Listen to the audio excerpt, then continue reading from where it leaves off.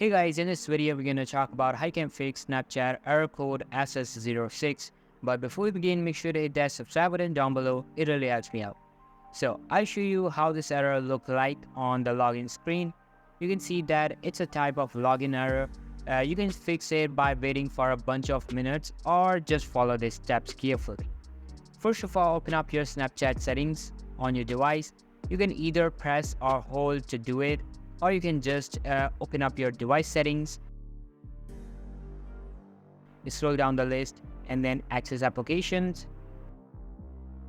Then inside it, select manage and then search for Snapchat.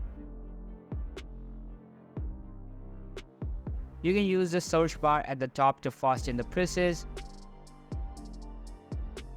And once you have accessed the Snapchat application settings, then just uninstall the app after deleting its data completely.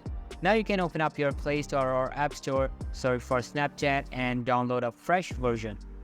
And that's how you can fix your Snapchat support error SS06. So that's all for today's video. Hope you liked the video. I'll be meeting you in the next one. See you soon. Bye.